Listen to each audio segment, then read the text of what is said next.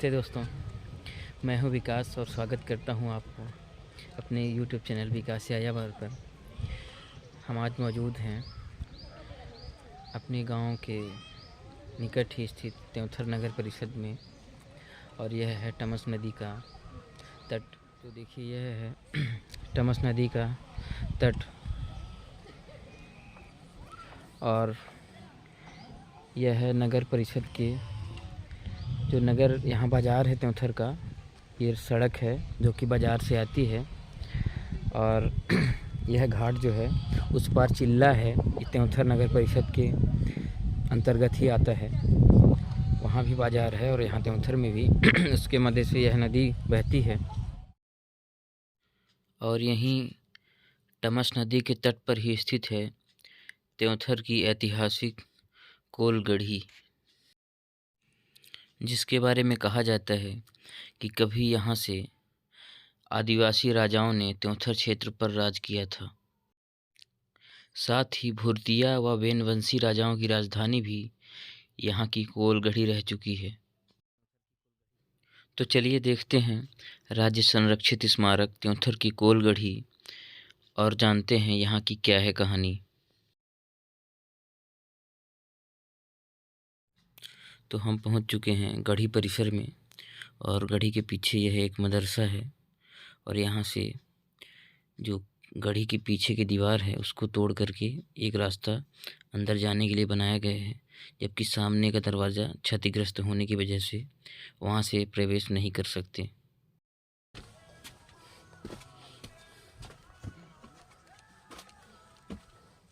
रोहित, यह देखिए काफ़ी जर्जर अवस्था में यह गढ़ी है।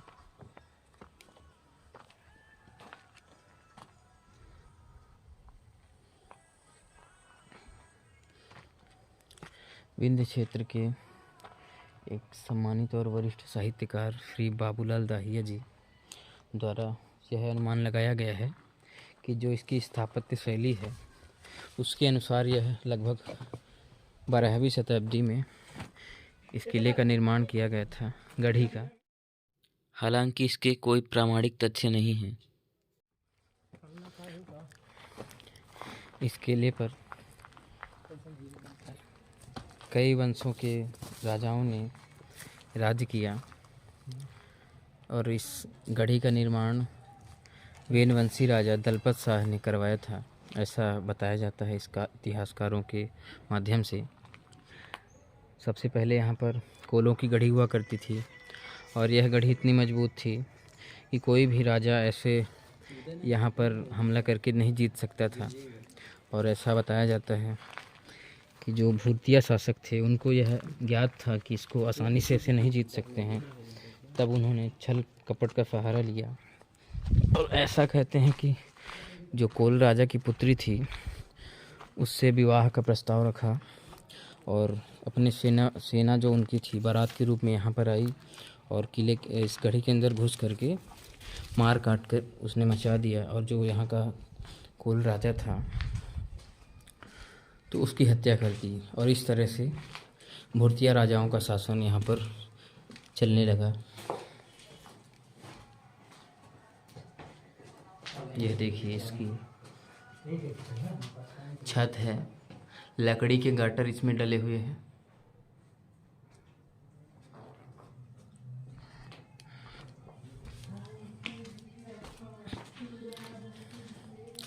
अधिकतर यहाँ का जो है कोई लिखित इतिहास नहीं मिलता है, बल्कि जनश्रुतियों में और लोक गीतों में यहाँ के राजाओं का इतिहास मिलता है। भूर्तिया शासक भी जो थे उनको भी हराकर जो झूंसी है आज का प्रयागराज, तो वहाँ के शासक हुआ करते थे वेनवंशी, जो आजकल बसुहार बांस का काम करते हैं। तो उस वहाँ के जो राजा थे, ऐसा बताया जाता है कि जो आज हैं उनके वंशज हैं, वंशकार समाज के लोग। तो उन्होंने भूर्तियों को हरा करके यह किला जीता और उसके बाद वेनवंशी राजाओं का शासन त्योंथर में हुआ।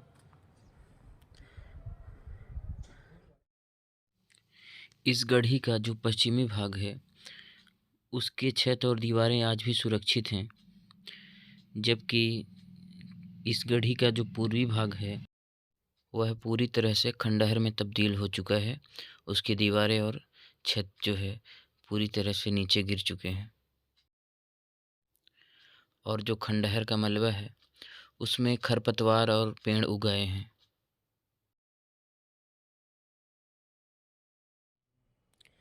यह नीचे का तल है जो कि खंडहर में पूरी तरह से तब्दील हो चुका है और मलबों से दब चुका है। यह प्रथम तल का छत है जो टूटा हुआ है और यहाँ से एक सीढ़ी आंगन के लिए जाती है। अभी चलते हैं आपको सामने वाले जो ये किनारा है उसके अंदर चलते हैं। अभी हमने आपको पश्चिमी भाग में जो छत था वहाँ का दिखाया, उधर गाटर लगे हुए थे, लेकिन इधर का देखिए ये पत्थर जो छोटी छोटी पटिया हैं उनसे छत लगी हुई है, छत उससे बनी हुई है और ये शायद चूना गारा से इसका निर्माण किया गया था।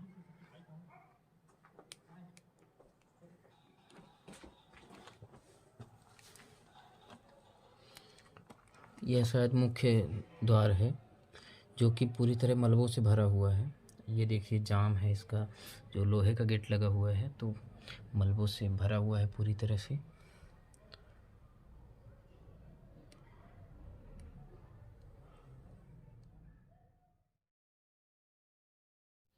यह गढ़ी 3 खंडों में बनी हुई है। इसका प्रथम खंड जमीन के नीचे धंसा हुआ है, जबकि 2 खंड जमीन से ऊपर हैं।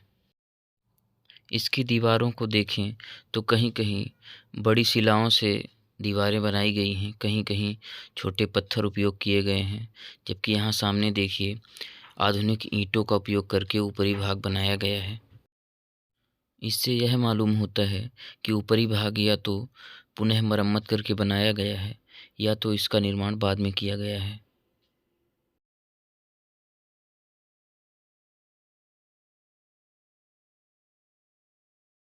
कहने को तो यह राज्य संरक्षित स्मारक है, परंतु इसकी हालत देखकर जिस तरह से यह जर्जर है और जिस तरह से वीरान पड़ा हुआ है, अपनी बदहाली पर आंसू बहा रहा है, वह देखकर लगता नहीं है कि कहीं से भी यह संरक्षित है।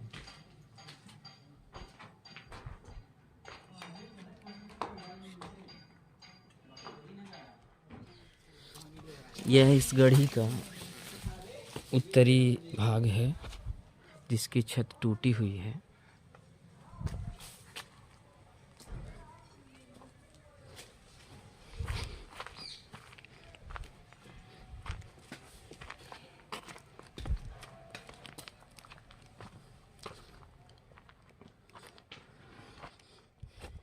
इसी खंडहर में यहाँ पर कई तरह की खरपतवार और पेड़ पौधे उगाए हैं।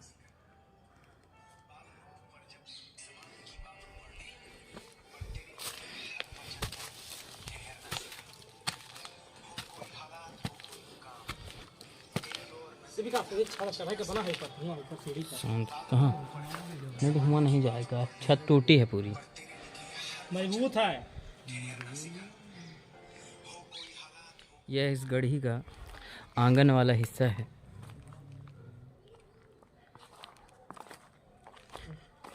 अभी हम लोग आए थे पीछे दरवाज़ा नहीं था बल्कि दीवार तोड़ करके यहाँ के लिए एक दरवाज़ा बनाया गया था और मुख्य जो यहाँ का द्वार है वह इस तरफ है।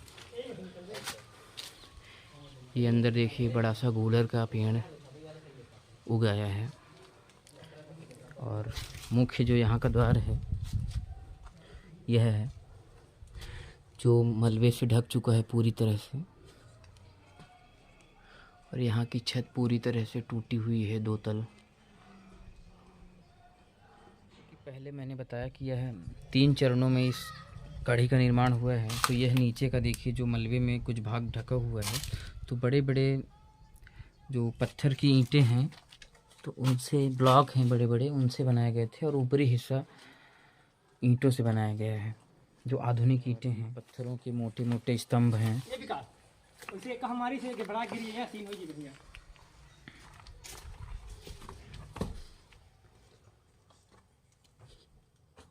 और यह अंधेरे बदबूदार कमरे हैं यहाँ पर।